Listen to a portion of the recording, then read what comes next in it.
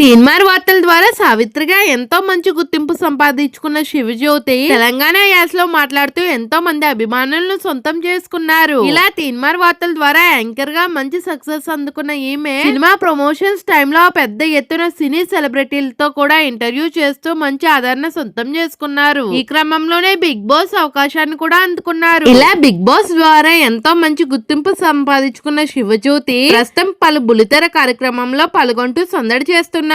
అలాగే YouTube channel ద్వారా తనకు సంబంధించిన విషయాలను కూడా అభిమానులతో పంచుకుంటున్నారు. ఇకపోతే ఇటీవలే కాలంలో శివజ్యోతి తరచు వార్తల్లో నిలుస్తున్న సంగతి తెలిసిందే. ముఖ్యంగా బెట్టింగ్ యాప్స్ ప్రమోట్ చేశారంటూ ఈమె పేరు కూడా తెరపైకి రావడంతో ఇది కాస్త సంచలనంగా మారింది. ఇది ఇలా ఉండగా శివజ్యోతి వ్యక్తిగత విషయానికి వస్తే ఈమె గంగోలీ అనే వ్యక్తిని ప్రేమ వివాహం చేసుకున్న సంగతి తెలిసిందే. వీరి వివాహం జరిగి దాదాపు 8 సంవత్సరాలు అవుతుంది. ఇప్పటి వరకు పిల్లలు లేరని చెప్పాలి. అయితే తమ పిల్లల్ని ప్లాన్ చేస్తున్నామని, త్వరలోనే తమ కోరిక నెరవేరాలి అంటూ ఇటీవలే ఒక కార్యక్రమంలో కాస్త ఎమోషనల్ అయ్యారు. ఇక ఈమె పిల్లల కోసం పెద్ద ఎత్తున పూజలు వ్రతాలు కూడా చేస్తున్నట్టు స్పష్టమవుతుంది. అయితే తాజాగా శివజ్యోతి వినాయక చవితి పండుగను ప్రత్యేకంగా పూజలను నిర్వహించారు. తన భర్తతో కలిసి ఈ పూజా కార్యక్రమంలో పాల్గొని సందడి చేశారు. ఇక ఈ పూజా కార్యక్రమం అనంతరం శివజ్యోతి సోషల్ మీడియా వేదికగా కొన్ని ఫోటోలు షేర్ చేయడంతో ఈమె ప్రెగ్నెన్సీ వార్తలు సోషల్ మీడియాలో హల్చల్ చేస్తున్నాయి. ఈ ఫోటోల్లో భాగంగా శివజ్యోతి బేబీ బంప్ క్లియర్ గా కనిపిస్తున్న నేపథ్యంలో శివజ్యోతి తల్లి కాబోతుందా, బుల్లి సావిత్రి రాబోతుందా అంటూ అభిమానులు సందేహాలు వ్యక్తం చేయడమే కాకుండా ముందుగానే శుభాకాంక్షలు తెలియజేస్తున్నారు. ఇలా శివజ్యోతి తల్లి కాబోతుందంటూ వార్తలు వస్తున్న నేపథ్యంలో ఈ వార్తలపై శివజ్యోతి ఎక్కడా స్పందించలేదు. అలాగే తన ప్రెగ్నెన్సీ గురించి కూడా ఎక్కడా అధికారికంగా ప్రకటించలేదు. అయితే ప్రెగ్నెన్సీ విషయాన్ని